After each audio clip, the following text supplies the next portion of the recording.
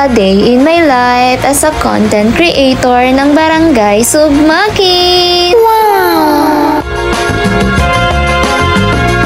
In this night, a starry sky, my baby told me with a sigh, saying words that came across as a doubt.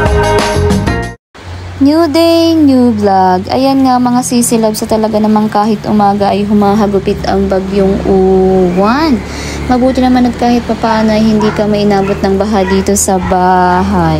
Nakakalungkot lang dahil lang iba naming kabarangay ay inabot pa din ng tubig. Ang iba naman ay natumba at nasira ang bahay dahil sa lakas ng hangin na dala ni bagyong Uwan. Grabe ang pagod at sakripisyo ng iba dahil sila ay nagparahakot ng kanilang gamit. Pati mga alagang hayop ay inilikas. Dahil mahirap na, baka magaya na naman sa bagyong Christine na halos lubog ang sityo may nangka.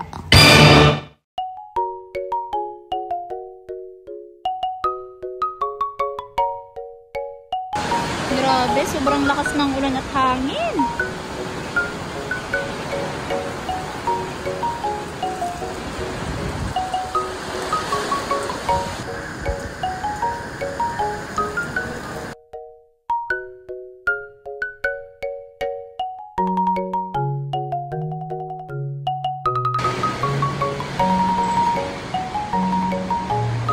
At ng mga oras na nga niyan mga sisilabs ay talaga namang lalo pang lumalakas ang ulan at hangin dulot ni bagyong Uwan. At ng oras na din na yan ay talaga namang hindi na maalis ang takot at kaba dahil ang mga puno ay sumasayaw na para bang matutumba at pati ang tubig ay tumataas mga sisilabs.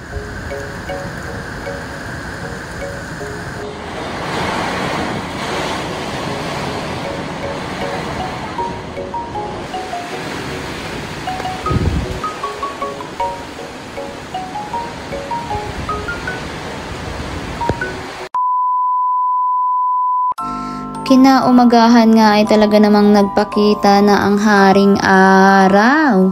Madaming linisan at hakutin na magaganap mga sisilabs. At talaga namang makikita mo na din ang mga natumbang kahoy sa daan, pati mga wire at ibang poste ng kuryente ay nakaharang sa kalsada. At paniguradong ilang araw tayo nitong madilim at maiinitan sa pagtulog mga sisilabs.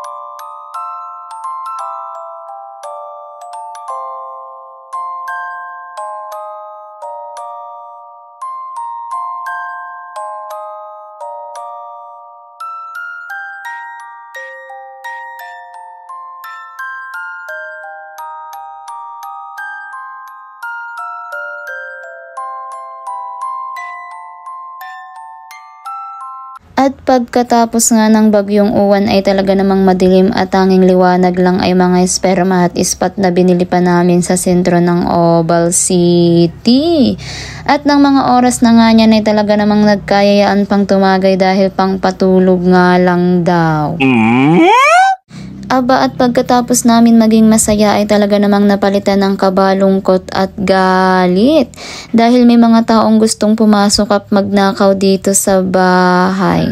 Aba mga tiyong, parehas lang tayong dinaanan ng bagyo at naghihirap. Wag na kayong manglamang at gumawa ng masama sa kapwa dahil hindi nyo ikakaunlad yan. Baka imbis na umunlad kayo ay mapunta kayo sa kulungan. So yun lang for today's video. Thank you for watching. Bye!